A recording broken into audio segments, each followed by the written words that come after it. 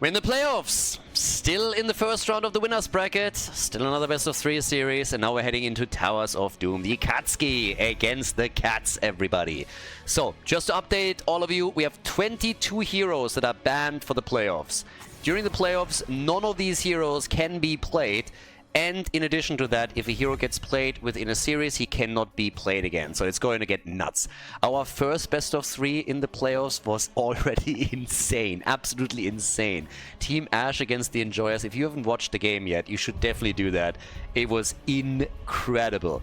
Now, once again, obviously, as we are in the playoffs, the team are now playing for the $2,000 prize money. We don't have a big sponsor for this end-of-year tournament, so prize money is being put up by myself for this event. A little bit of an early Christmas present for the Heroes of the Storm community. And yeah, it's been glorious. The qualifiers were a blast. The playoffs have just started, but they've been a lot of fun already. And the Akatsuki are kicking things off with a ban on Cho'Gall. Rhaegar gets banned, which makes no sense whatsoever, because Rhaegar is not available anymore, so apparently the Akatsuki have not done their homework. Rhaegar is one of the pre-bans, so yeah, unfortunate for them, I suppose. They should have updated their sheet a little bit. We actually provided them with all of the bans. We updated them early. We even gave them an Excel file where they can see what's available, what's not available, put into categories too. So them banning Rhaegar just indicates that Ultralisk, as he is the captain of the team, has apparently not paid attention. So they just missed out on a ban. Sylvanas is up, by the way. Sylvanas was saved. Sylvanas and Abathar got both vetoed. So both are now still in the hero pool, and for Towers of Doom you could definitely play Sylvanas and try and take a couple of those bell towers down. So that is an option for them here for sure now. But let's see what choices are gonna be made.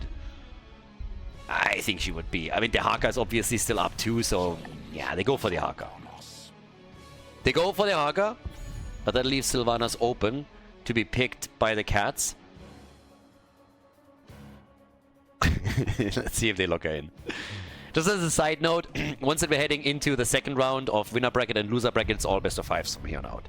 So it's gonna get crazy. It already was pretty nuts in the first best of 3 here, but best of 5s are gonna get even more nasty. ETC gets picked, and we have Falstad. So each team with a global, and Sylvanas is still available. I'm actually very surprised by this. First of all, I expected Sylvanas to be banned, and if not banned, then I would have expected her to be at least picked, which hasn't happened yet either. I assume this is still going to be a thing. Svamgrota got, of course, targeted a bit with the Kerrigan ban here.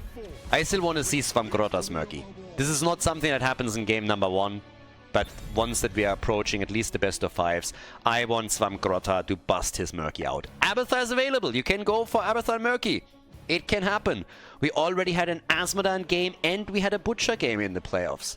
So we're obviously keeping a bit of a mental checklist to see which heroes have been played.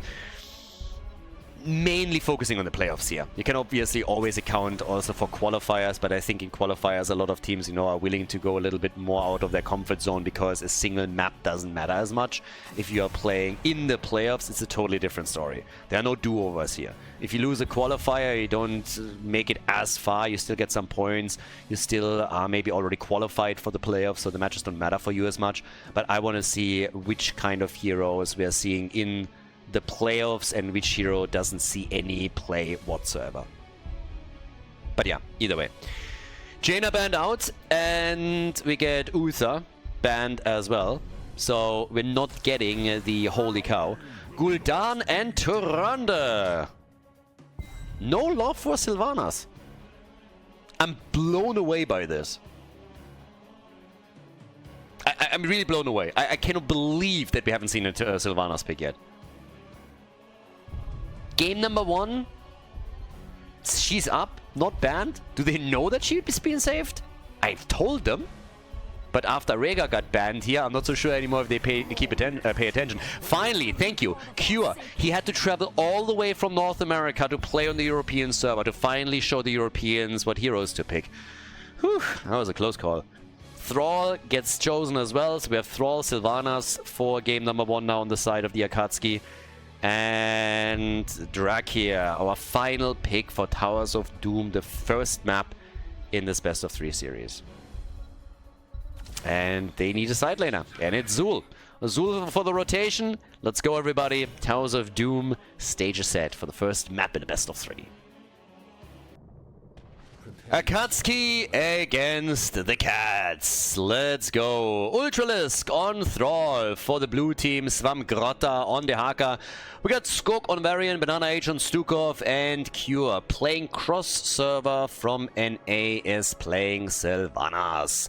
Herath is playing ETC for the Cats. We got the Dark Druida with Zul, Captain Rex on Tyrande, Commander Rex is playing Gul'dan. So many Rexes in there. And Tich is apparently how this is pronounced, is playing Falstad. So we have some subs in the game, as you can see already. This is the first day of the playoffs. And, well, we are in the winner's bracket, as already talked about. Level 1, we get the Trolling Thunder for Thrall. And already we're going straight into a team fight. Maybe okay, they're a little bit shy. They don't want to fully commit to it yet. Bit too shy for that. There's the drag, but ETC is ready to save the day for Zul. He's obviously going to do a lot of rotating. Fell Flame build also for Gul'dan. And yes, we got the Pursuit of Flame right over there. So he is... Oh, that could be... I don't think it's going to be a kill, but this is definitely... Well... As I say it, that power slide changed everything, and Varian is dead. Varian is gone, and we're getting 3 heroes taken down on the other side. Yeah, that one backfired. That one backfired heavily. It was a bait after all. Varian was always a huge master baiter, and he just baited them into sure death. So, yep, there we go. Just look at this. First they take Varian down, and then everybody just falls apart here. The Haka coming in, and them killing one hero after another set the stage for the Akatsuki to take the big lead. So, it looked great initially for the red team, and then everybody just died. So, yeah, didn't really go too well. Talking about dying, Cure apparently took a liking to it, so he's dead now too, and they are hoping to also take Svamgrotta down with a couple of sexy body blocks, which ETC is trying to set up, but can't quite make happen. It's an interesting start into game number 1, I gotta say. Not really what I expected, but they are fully committed apparently to all the aggression in the world, so we have 6 kills, 1 minute in.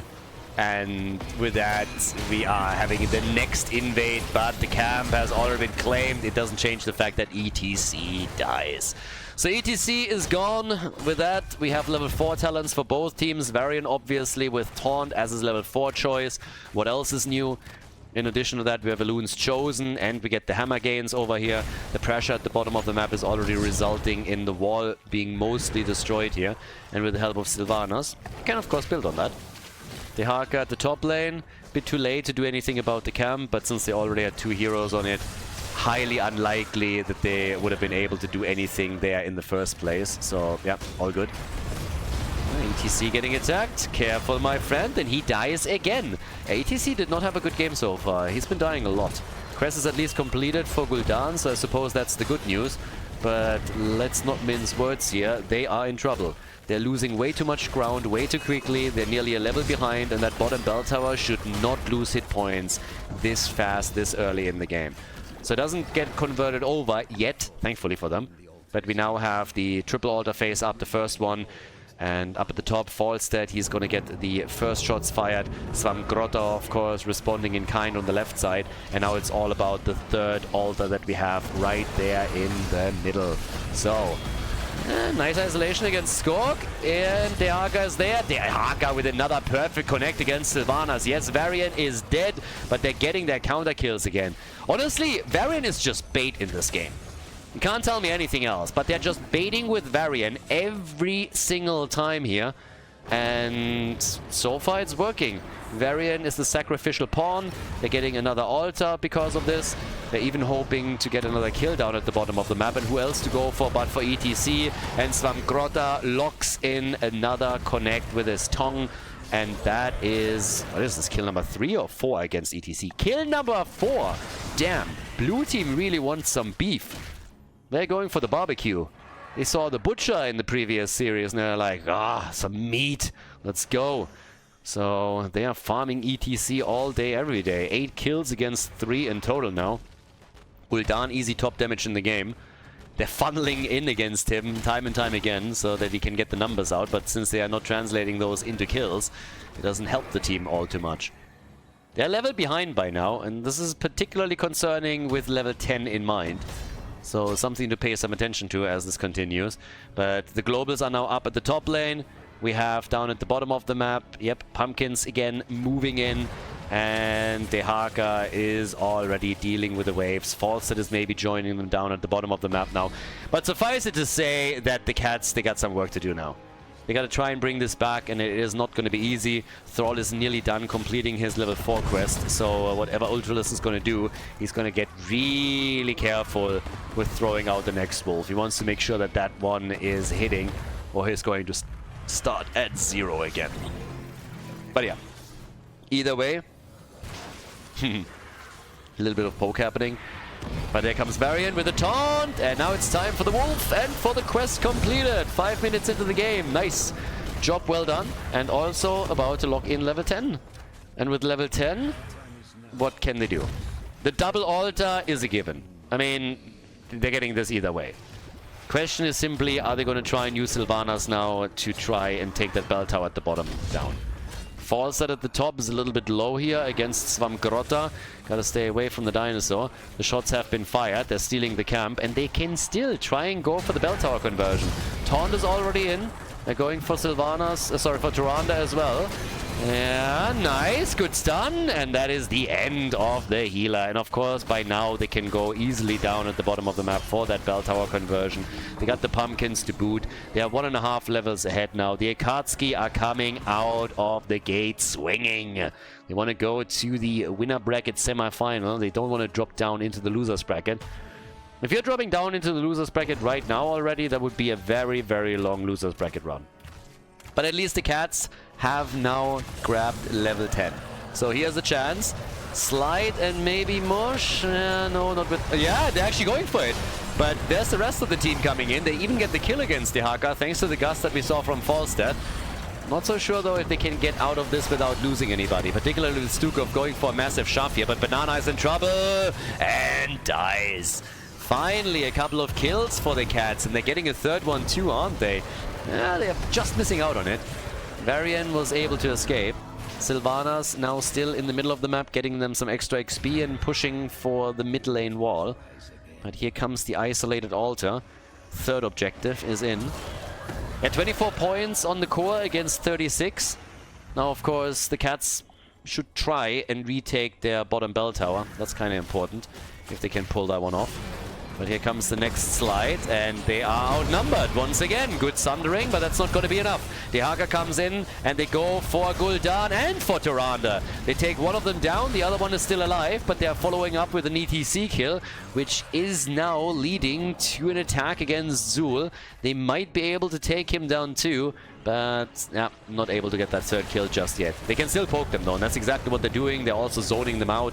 They get the channel, that's 5 more shots fired against the red team's core, dropping them down to 19. And Sylvanas, after the channel, continues with a mid lane deep pressure. Can easily take this one out now as well. Obviously, we have the 13 talents, virulent reaction for Stukov, a bit more CC for them. Yeah, and Gust gets used by Falstead too, as they're really trying their best to ensure that there is not another kill incoming. Cure gets hit with the owl, but they are still trying to go down at the bottom of the map for Zul. And ETC as he rides in with a money pick. Beef and bacon. What more do you want from life? Top side Dehaka, okay. So he's going to be able to finally damage that wall too. I mean, for the red team, it's obviously a shitty position to be in. You want to retake the bottom bell tower. You're going to poke. But that also leaves you a little bit thin on the rest of the map. They will get this eventually, at least you would assume so. Now that it's 13 versus 13 talents is their best chance. But they're always they're always getting attacked again with Varian making some nice plays. And the blue team obviously knows that eventually they will lose out on this, but they can always try and retake with Sylvanas later. It allows them to go for these camps though, and I'm not quite sure if the Cats are going to be confident in a fight here. They seem to be though. Sundering is out, Gus gets taken, the cap has already been claimed on the other hand, and here comes the isolation on Falstead. Zul and the birdie are both low. Falstead might escape here, but Zul is the first one to die. Dehaka is still going for the bird and takes him down. Svamgrota, as usual, is just absolutely crushing it. They can't save Varian, and he gets caught in the wrong spot, but they're saving the bottom bell tower for now. The blue team able to maintain the lead in experience. Even Pumpkins are now connecting with the core. The first one already made its way through. Svamgrota is securing another 5 shots for the team, and down at the bottom they're escorting another wave in. So yes, this is a mad amount of shots that's getting fired, and Gul'dan nearly committing Sudoku over here. Gets nearly killed. 3 shots, that's the counter pressure, but we're talking 33 to 11 points on the core now, which is just crazy. 38,000 damage for Gul'dan. I mean, congratulations, but what are you going to do with that? The problem is that they get a lot of damage in, but they just don't get any kills. At least not compared with the Akatsuki. They have 7 in total, of course, but it just doesn't measure up against what the blue team is currently doing. Thrall is the top damage dealer for them with 28,000, which is obviously nothing compared to what we're seeing from Gul'dan. But they are the ones to get those kills in. The frontliners are suffering, by the way. Varian has died 4 times and ETC has died 5 times? Nah, 6. 6 times. Now they're going for Gul'dan, and he doesn't survive this either, so easy peasy. Get the double kill, and then just retake the bell tower. This is honestly feeling so bad now for the Cats. Imagine retaking the bell tower, and then you're losing it immediately again. I mean, instantly. Bell tower gets taken down instantly. How long did they control it? 10 seconds? More than 10 seconds? And now they're getting dropped down into the single digits because the Pumpkins connect with the core. 9 points to 33. They only have 9 points left. Exactly. And that's another bell tower that is lost. Guys, 2 altars channeled and the game's over. 2 altar channels and the game's over. The only good news for the Cats is that they have level 16. They have their level 16 talent. That's the only thing that they have here. So, yeah, it's crazy. So, yeah, all the way up at the top. We're having them trying to invade, but down at the bottom of the map, Cure is already channeling. That's 6 shots fired.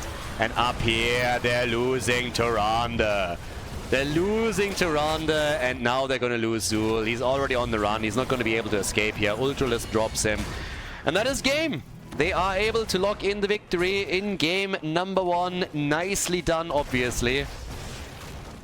That was a statement. That was a clear statement here by the Akatsuki. Dehaka is channeling on the right side of the map. Yep, they don't even see it. They don't even realize it's happening. So Svamgrota ends the game, and that is the 1-0 lead in this best of 3 series in the winner bracket of the Meta Madness playoffs. The Akatsuki pulling ahead over the Cats. GG. Before we head into game number 2, make sure that you subscribe to the channel if you haven't done it yet, so you don't miss out on any future content here on Khaldor TV. Game number 2, Battlefield of Eternity. Quite the statement from the Akatsuki on the first map. First of all, we learned that Ultralist didn't pay attention to which heroes are completely banned, because he actually banned Rhaegar. And second of all, we now have them in a 1-0 lead. So it's match point. Match point for the blue team. 22 heroes, completely banned. And in addition to that, the 10 that we saw on the first map cannot be played again. Mal'Ganis is the first one who gets the axe. We have Cho still banned out. Ever since the Cats played Cho'Gall, I believe once or twice during the... I think it was the first qualifier. Ever since then, Cho'Gall gets always banned against them. It's kind of crazy. So, yeah. But again, either way, we're now looking at our second map, and if the Cats don't step it up, then they will find themselves in the losers bracket of the tournament. Now, obviously, we're playing a double elimination system, so you have another shot through the losers bracket if you don't make it here. It's already interesting to see them ban out 2 tanks, by the way. Now, this is only game number 2, so there's still plenty of tanks around. You could play Imperius main tank, Stitches is still available, you can go for Arthurs. So there are options. But the fact that they're actually starting with those 2 is interesting to me. I wonder if they have something up their sleeve. Suljin getting banned on Battlefield of Eternity, that makes a whole lot of sense. Greymane, by the way, is still up. So Greymane can be played for immortal damage. Lunara is also up, so that's another one. Yeah, Uther. Uther main tank. Yeah, I'm alright with this. The question is just what are they going to do with it? And is Uther really going to be a main tank? Or is it going to be instead just simply the solo support? I actually don't know. Tyrael gets picked. I'm actually very surprised that Tyrael does not get picked more often. We see him played, but I would assume that I thought he would get a higher priority, and I think that now here in the playoffs he will get exactly that treatment. We have Greymane together with him, so if you now go... I mean, you can either go Judgment, that still works, but Sanctification, if you're just trying to go for structures, and then the Immortal is still pretty amazing, so yeah. Then at the same time, we have Imperius and Cassia as the picks.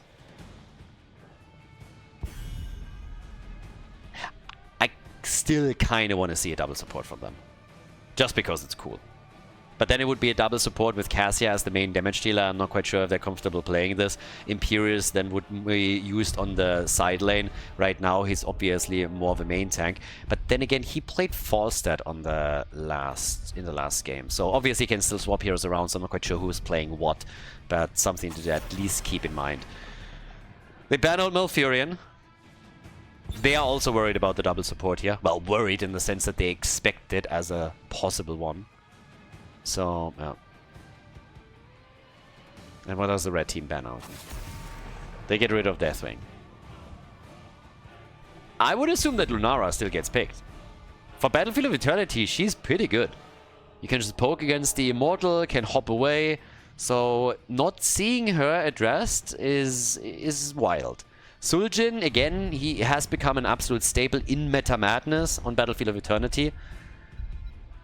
But, yeah. That Lunara has not been addressed in any way, shape, or form is interesting. Kjorn Malthael has been playing this a lot. Banana with Ana. Could nano boost now, of course, Malthael in big fights. Particularly if he goes into Tormented Souls. And we have the final 2 picks for the Cats. Again, it's match point. They need to win 2 in a row. At least force game number 3. If they can somehow pull it off. If not, then they have a very long loser bracket run in front of them. Oh, yeah, that's an auto loss. Kira is such a shit pick. Even in Meta Madness, Rexa and Kira, I don't trust in Kira picks at all. Her win rate is abysmal. So even with Meta Madness rules, yeah, I don't know. Game number 2, Kira, really? Alright, let's see what they're gonna do here. I mean, again, if she all of a sudden wins, then good for them. But now we have Jaina, so there's another target for the nano boost. Battlefield of Eternity, everybody! Game number 2 in the best of 3 here in the winner bracket. Game number 2! Akatsuki in the lead. It's match point for the blue team. We have Ultralisk on Jaina, Banana on Ana, with Cure on Greymane. And we got Skok on Tyrael and Swamgrotta on Malthael. To the right side of the map, the Cats. They need to win 2 in a row now. We have them with a Dark Druida, aka Drak here, on Kira. Hirath on Rexa, Captain Rex on Uther, single solo support. Commander Rex on Cassia, and the other guy, the sub, is playing Imperius. Okay, I am honestly, yeah, still flabbergasted by that Kira pick. Kira has been traditionally in Meta Madness, just over the years, been one of the worst heroes that you can possibly choose. I'm not saying she never wins, but I feel that the games that she has been able to take can be counted on one hand. Now, if they can change that trend, hey, all the better. But, yeah, I think she needs... I don't know, she needs something. Grenade build for Ana. We have also Flare for Rexa, who is not at the top lane, where I initially expected him. I thought that Kira would join them down at the bottom of the map, but they are relying on Misha's second stun, I suppose. So, well, what we're seeing for the Akatsuki is a comp that can definitely kill targets quickly. One of the things that I'm currently looking out for is what exactly Tyrael picks as his level 10 talent. I'm really interested to see that. I mean, given the build that he's going for with Justice for All now as a level 1 choice, we could definitely see him go into Sanctification. That obviously complements Greymane really nicely. But if you are just trying to go for a quick blow-up kills with Jaina burst damage and nano-boosted Malthael or Jaina, then you could technically also go into Judgment, which we have seen, of course. But I would assume that it's going to be Sanctification. That choke point is not their friend. This is a really bad spot to fight for the Akatsuki, and they're already getting crushed right here. So, with that, we have the first kill coming in. That was an easy one. That wasn't really tricky in the slightest. So, kill number 1 against Ana. Banana gets taken out. Apparently, Banana's Ana is not that Bananas. He got murdered on that one. Overripe, probably. But they get the camper at the top, so at least one. It's an exchanging camps. Top lane is taken down to the bottom of the map. It's the red team that was able to grab it. So not too much lost here. Just the one hero that was dropped, and that's about it. But they were already able to get some good damage done at the top. Whee! Kira with a swing to win, and Cure gets killed. So, yeah, not bad. At least they were able to get a kill with her. Not too shabby. You know, maybe they're breaking the trend. Maybe they're winning this one. Force game number 3 and are able to pull it off here. So, right now, all good and good to go. All the way up at the right side of the map, we're having, of course, the camp now taken. I mean, again, Immortal is spawning in 20 seconds. You want to prep with your Shaman camp. So, both of the teams are already moving in for that. Starting to claim it here. Up at the top, what we're having in the meantime. There's a little bit of play being made by them, but yeah, so far, so good. Getting ready for this, starting to make their play for the first objective, and hoping, of course, also for a bit of a Team 5 victory, I would assume. Nobody has pulled ahead in experience too much, so level 7 talents should be dropping into the hands of the two at the same time. Greymane, of course, gives a little bit of a boost now to the Akatsuki, so does Malthael. They can do a lot of damage here, and that's why they are the ones winning the halftime show over the red team.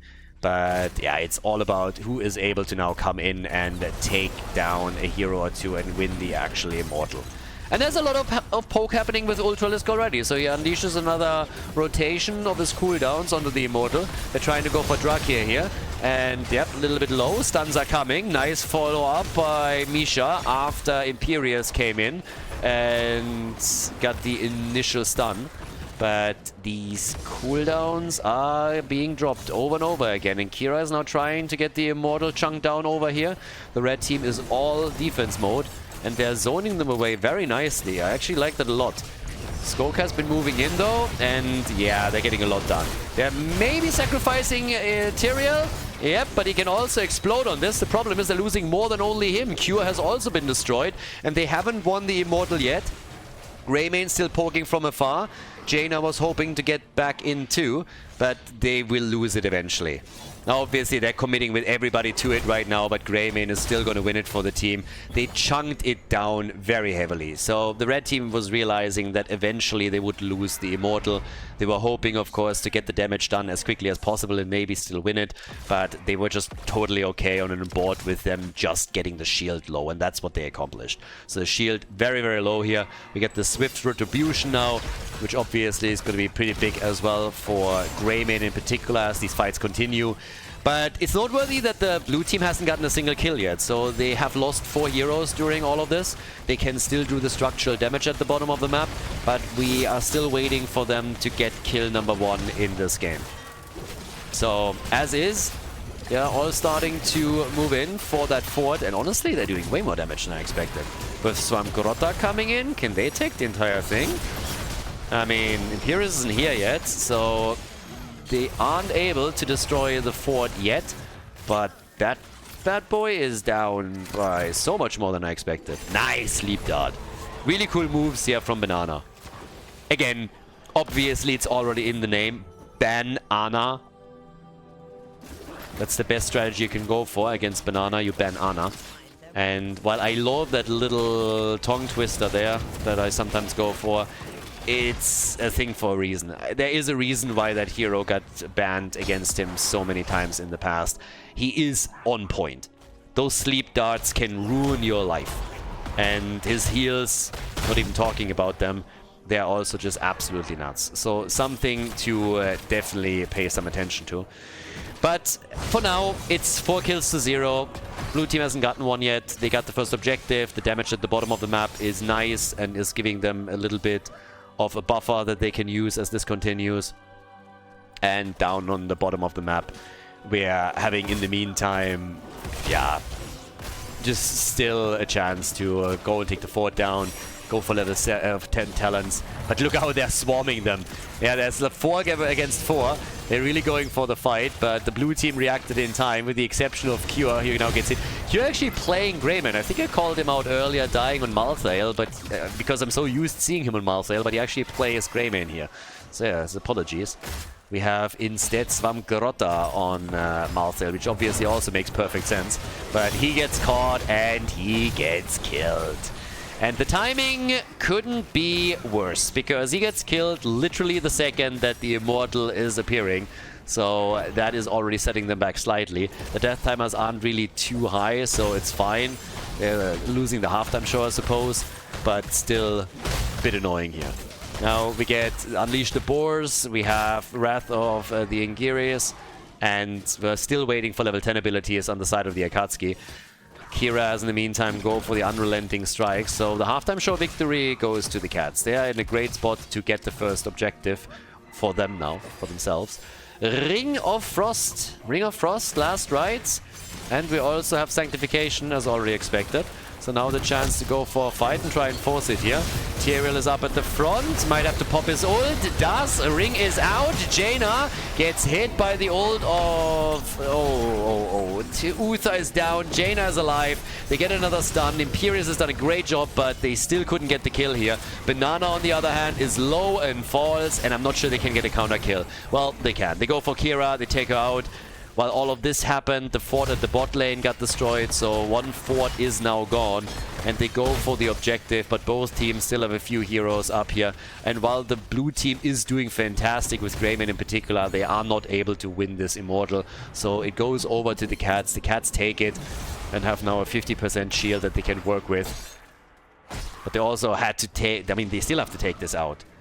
One of the towers at the bottom wall is already gone, and with the second minion wave now moving in, they have to send Imperius in to deal with this, which means that the 5-man defense for the blue team at the top lane should be more than sufficient to ensure that their fort is not getting destroyed. Yeah, the fort is not gonna get dropped here. That's just not gonna happen. So, as is, it's all still fine. They're starting to move in for it. Try and... yeah, get something done here. Try and obviously break through the wall. The idea would be to do a bit more than that and actually damage the fort, but I'm not quite sure if they really can. That's the problem. Well, they get a bit more damage in as I thought, because now they have Imperius with the team too, so they get the entire 5-man together after he defended the bot lane. But he's also in a bit of trouble, and Kira is coming in swinging, going for Ana right away. The problem is that now Drakia, is trying to swing around, but they're losing way too much. That Sanctification was absolutely crucial for that win in the team fight, and they got 3 kills out of it. The fort is still in play, 3 kills, nearly getting a 4th one too. Captain Rex is on the run, but yeah, this was a really good fight for them. The ring, first of all, as you can see here, already slowing them down and getting some initial damage in. The Sanctification comes out, and then they're just dropping everybody. So that's the top fort getting destroyed. A nice boost in experience as well, which leads to level 13. After the fort goes down, they even steal the opponent's shaman camp away. Misha is being put to sleep. And that is great for the Akatsuki. Both forts on the red team side are now destroyed. So catapults on each lane are going to give them a bit of an edge. We're only 10 minutes into the game, so they're not hitting that hard yet, but even a camp is being set up topside so that they can pressure the lane further. So a really nice position for the Akatsuki to be in. And honestly, it might get to the point where they are hitting a 2-0 victory here and move on to the next round. But we're not counting the Cats out just yet. So far, they are still doing alright. They need to win some team fights, but they are still ahead in kills, so they definitely have the potential to pull that off. Ana with the Jaina with the ice block. Ring is out. Jaina surviving a very long time, getting good damage out, but it might not be enough. There's the Divine Shield. just saving Cassia as last rites was used. So they are doing a great job. They're still losing Rexa, but they've done a pretty stellar job surviving through this, and they got a kill on Jaina as well, so it's a 4 versus 4. Yeah, it's not enough. They need to do more. If they really want to come back, then they of course need to do more, and taking Greymane out would be a nice first step, because Cure just has too much damage on the Immortal. As you can see right here, Worgen form is just a blast when you are Greymane. You're going for the Immortal, you're taking it down quickly. There's a couple of blinds coming to play from Cassia, but a kill on Ana, that would really help them, but she just can't pull it off. Positioning from Banana. Oh, well, there comes Kira, and that's a nice kill. Dracula gets the hit in. I might have undersold Kira a little bit. She's doing what she can. A for effort. Dracula is doing work. Now, catapults at the top and the camp, so this wall is going to take some damage. And I am a little bit surprised that they're not just simply getting Greymane over to the Immortal. They have Jaina there now, and can at least get more damage done with her. But yeah, Ana getting pressured like this and then getting killed, that's obviously an issue. All the way up at the top. Camp is now done. Catapult is getting stuck again. I hate the passing in this game. I fucking hate it. Slide past it. Finally. Thank you. So now some damage can be done here, but I hate catapults. These catapult drivers need to be fired, honestly. They're so incompetent. And, well, Rexa, he's dead too. That was a quick one. Ring. Okay. Not with a direct connect, but still. Jaina, she gets caught and killed. They're absolutely blasting them now. Imperius gets followed and chased. The Divine Shield, I think he just misclicked there. Cassia was on full HP when she got hit with the Divine Shield. I think he wanted to go for Imperius. Uther potentially with a bit of a misclick. The level 13 talent just zoning them away. Tyrael doing so much. Just sectioning off everyone with the holy ground. Up at the top, the wall is now nearly completely fallen. The gate has been destroyed. And they have a 40% shield on the Immortal. Level 16 talents give them another advantage. The Akatsuki once again in a great position to go for the top lane. And they're doing really well here, because they already opened up the wall in 2 lanes. So now with the push at the top, they might be able to even go for the key. But they need the entire team here if they're really thinking about taking the structure down. And currently they just don't have enough heroes in place. So everybody else is now slowly coming in. Jaina is still missing though, and that shield gets removed within seconds. So the defense for the Cats is all set up to burn it down before the keep gets destroyed. I'm not sure they can do it. It seems likely though, but yeah, it's falling slowly now. And Jaina is there. So they're getting the keep. Yeah, they're getting the keep with Jaina arriving. No denying it anymore. That level 16 advantage is also such a huge edge that they have. Smite the Wicked, by the way. Smite the Wicked for Tyrael. So a bit of an adjustment for Skog. Level 16 any second now for the red team. They're still trying to force the fight here, but they also have to be careful that it doesn't turn against them. Misha is back. There's their talents. Yeah, Ring connects with only one. They try to go for Ultralisk again, and Misha is about to get murdered. Misha's gone. Dracula at the front. Imperius is starting to move in and misses the lunge and stun. Skog now moving out. They're all low. They have Sanctification, and they might have to use it. Yes, Sanctification is in. They gotta retreat slowly, though. There's another hit. Oh, last rites. And he dodges it. He dodges the last rites death with his own ult. That's ridiculous. His own ult prevented last rites from killing him. I don't believe that was intended, but it was very welcome. He's not going to complain about it. I promise you that much. So yes, 10 kills, 2-9. And things are, yeah, getting a little bit better over here for them. All of a sudden, they are the ones that are closing the gap in experience quickly. They, of course, need to take structures down. The top fort was a start, but they need to do more than that. They've lost their top keep already, so you have to do at least some work now with the next objective. You need to win that Immortal. If you don't win the next Immortal, then you are more or less on the ropes. Completely. So, yeah. The gap in experience is, again, it's narrowing, but it's also still a big concern, because once that the Akatsuki hit level 20, they will, again, rely on a mad advantage. Yeah.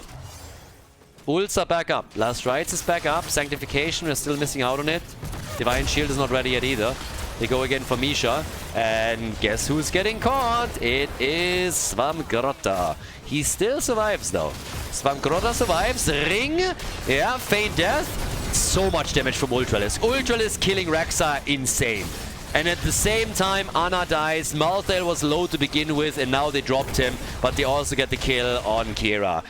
Damage all over the place. Being pushed onto the individual heroes here. Anna in particular, trying to go for the weaklings. Taking Malthael down as he was low to begin with.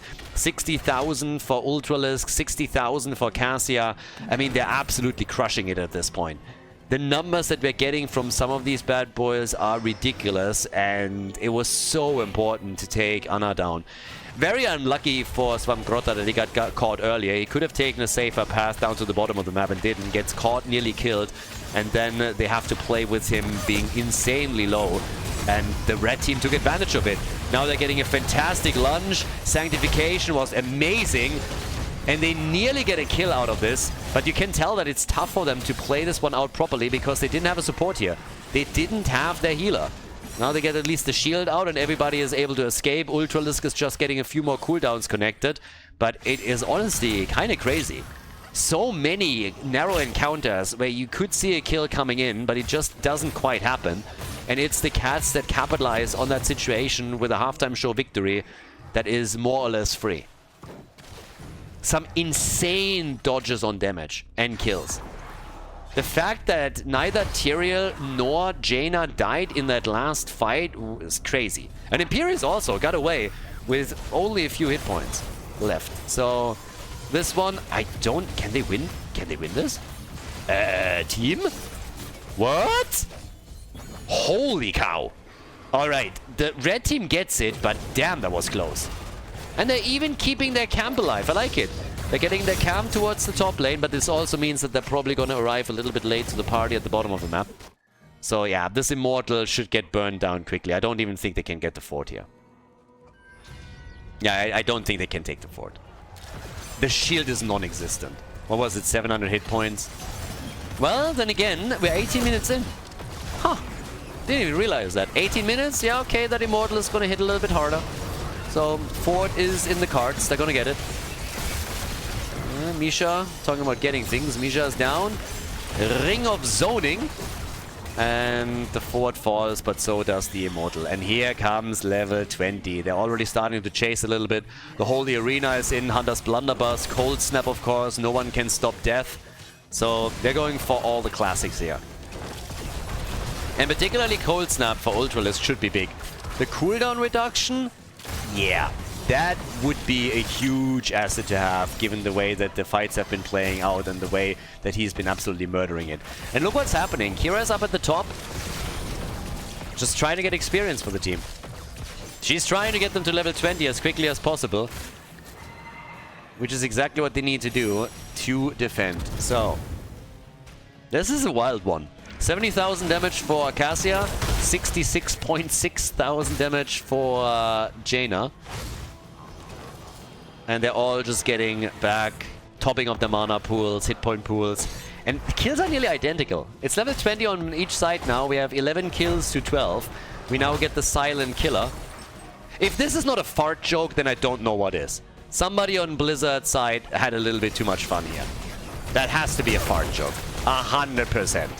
Silent Killer, I know what you're doing, Blizzard. I know what you're doing there. Redemption for Uther. We get Kill Command. Cassie hasn't made a choice yet. But here's the Nano Infusion for Anna. Alright. Off we go. With that, we have the next Immortal spawning. Still, the camp at the top is being defeated early. This is all about trying to get those catapults onto the opponent's core. Time is definitely working in favor of the blue team for now. For sure. They have catapults or camps on each lane now. And that is more than enough. Cassia, by the way, has gone into the Rock Stopper over here. And it's Immortal time. Kira already down at the bottom of the map, trying to deal with the camp here, but that could also trigger an immediate attack. Yeah, they're taking the catapult out here too. The whole goal is to get these catapults onto the core. Force somebody to the top lane to defend and then make a play. Alright, so They're trying to poke. And again, red team will have to send someone to the top. There's no other choice. You gotta defend against those catapults. It's the only option that you have. And once that happens, we're gonna see the attack. Or somebody gets caught like Imperius here nearly. Oh, nice damage. Misha misses the stun. That top lane is a huge problem. They know it too. They have to send someone back and they have to do it quickly. That's 4 catapults by now. Ring, ding, and goodbye. Uther is gone. He'll be back. He has redemption. If they can keep Jaina alive, that would be the dream. But Jaina gets killed. They are looking for another kill. They take Misha down, but everybody on the red team is now low. And the catapults are on the core. 4 catapults are on the core. 4 catapults, they gotta send them back, and that's an attack against the Immortal immediately. Kira is the one to deal with it. She nearly died in the last fight. They barely saved her. The core is losing a couple of hit points. But of course, Uther is back. He only lost the cooldown on redemption, and Jaina is down for another 40 seconds. Was it worth it? Probably not. So, yeah, Kira isn't here yet. They're trying for the defense. Bot lane, there's catapults too that will go for the keep, but the fights are continuing still. And there's a defender's advantage, but Skog falls. Skog dying is bad news for them. The Cats might be able to push for game number 3. The Cats are going for game number 3. Down at the bottom of the map. Yep, that's Svamgrotta about to die. He has his no one can stop death though, and uses it immediately. Catapults on the keep in just a second. So this bottom keep is in real trouble now. We're 23 minutes in. This hurts. If they don't defend, the keep will likely fall. I don't think the minion wave is going to be enough to stop it. And Imperius is retreating. Imperius is retreating to save the bottom keep, and he is able to pull it off, but barely. Now, they win the halftime show. 15 kills to 12. And they have a chance to go for 100% shield. And if you're looking at a 24-25 minute game and an Immortal with 100% shield, you know where this is headed. This is going to be mad damage if they're getting there. Top side though, 2 catapults are in, 3rd one is coming. And they're going for a 5 versus 5 fight now. Yeah, that's a kill. That's a kill. Greymane is dead. Sanctification is out over here with the Holy Arena. At least Uther dies, and this time he's dead for real. And they get another kill against Imperius. Alright, they're bringing it back. Catapults are again on the core on just a moment, but they're getting their kills in. 2 heroes are already dead. They go for Kira, and she gets killed too. Kira is dead. Now they go for Cassia. They can go for game. They can go for game here. Only Rexa is there and the shield is already removed. This is the moment to end the game. This is the moment to make the play, and they do. 76% on the core. The Akatsuki, the last fight, saved the game for them. They would have lost the Immortal, but now they are able to claim victory and move on to the winner bracket semi-final. They take the core down. Rexa can't prevent it from happening. A bit of beast stepping is all that he still has, and that is the victory on Battlefield of Eternity for the Akatsuki and the 2-0 in the match. They move on to the winner bracket semi-final, and the Cats get dropped down into the losers bracket. GG, well played.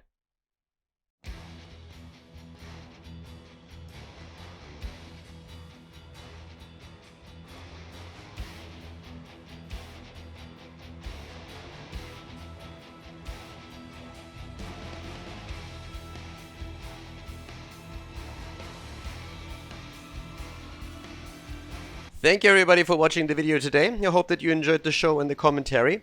And keep in mind that the spoiler protection that is going to run for the rest of the video is made possible by all the support on patreon.com.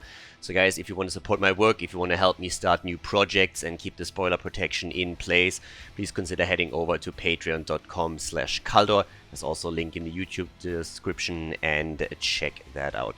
Thanks in advance, and see you guys next time with more esports coverage here on Khaldor TV. Have a great day.